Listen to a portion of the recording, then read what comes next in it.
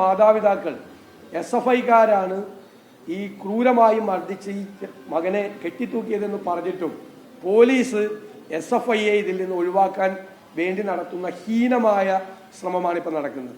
മാത്രമല്ല കോളേജിലെ അധ്യാപകർ ഇതിന് കൂട്ടുനിന്നിട്ടുണ്ട്. CPM അധ്യാപക സംഘടനയിൽപ്പെട്ട അധ്യാപകർ ഇതിന് കൂട്ടുനിന്നിട്ടുണ്ട്. ഹോസ്റ്റലിൻ്റെ നടുമുറ്റത്ത് വെച്ച് നടുത്തളത്തിൽ വെച്ച് 130ഓളം വിദ്യാർത്ഥികൾ നോക്കി നിൽക്കെ മണിക്കൂറുകളോളം നീണ്ട ക്രൂരമായ ആക്രമണം നടന്നിട്ടും ഹോസ്റ്റൽ വാർഡൻ അറിഞ്ഞിട്ടില്ല എന്ന് പറഞ്ഞാൽ ഈ ഹോസ്റ്റൽ വാർഡന്റെ ജോലി എന്താണ്?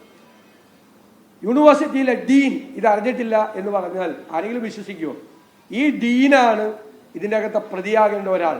കാരണം ഇതുപോലുള്ള ക്രൂരമായ ഒരു കുറ്റകൃത്യം നടന്നിട്ട് ഈ ഡീനാണ് വിദ്യാർത്ഥികളെ വിളിച്ച് ഭീഷണിപ്പെടുത്തി ഒരു കാരണവശാലും ഇവരുടെ ബന്ധുക്കളോടോ ആരോടും ഇത് പറയരുതെന്ന് ആവശ്യപ്പെട്ടത്. മറ്റു ചില അധ്യാപകർ കൂടി ഇത് കൂട്ടുനിന്നിട്ടുണ്ട്.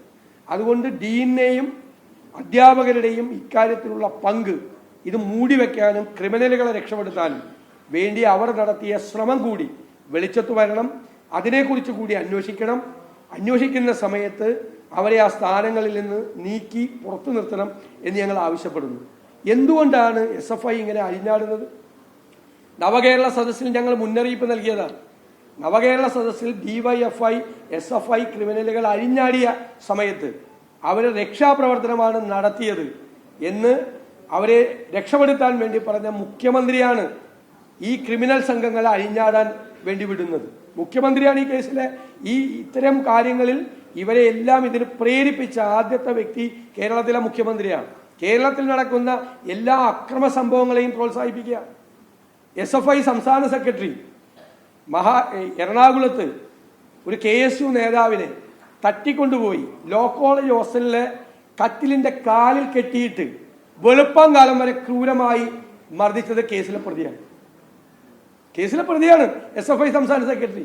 അതുപോലുള്ള ക്രിമിനൽ പശ്ചാത്തലമുള്ള ആളുകളെയാണ് SFI സംസ്ഥാന സെക്രട്ടറിയായി നിർത്തിയിരിക്കുന്നത് എന്ന് നിങ്ങൾ അറിയണം.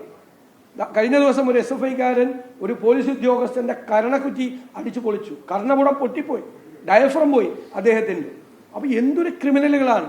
വ്യാപകമായി കേരളത്തിലെ ക്യാമ്പസുകളിൽ മറ്റുള്ളവർക്ക് വിദ്യാർത്ഥി രാഷ്ട്രീയ പ്രവർത്തനം നടത്താൻ പറ്റാത്ത രീതിയിൽ അവരെ ക്രൂരമായി മർദ്ദിക്കുകയാണ്. കണ്ടില്ല, ഇത്രയും വിദ്യാർത്ഥികൾ ഇത് കണ്ടിട്ടും പേടിച്ചിട്ട് പുറത്തു പറയാതിരിക്കുകയാണ്.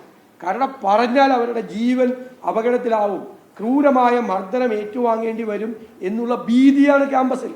ഈ ഭീതി ഇപ്പൊ രക്ഷാകർത്താക്കളിലേക്ക് പടർന്നിരിക്കുകയാണ്. കേരളത്തിലെ ക്യാമ്പസുകളിലേക്ക് മക്കളെ അയക്കാൻ രക്ഷാകർത്താക്കൾ ഭയപ്പെടുകയാണ്.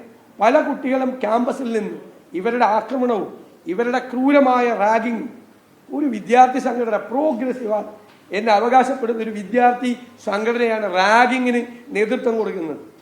എന്തിനും നാണക്കേടാണ് നമ്മുടെ ക്യാമ്പസുകളിൽ നടക്കുന്നത്.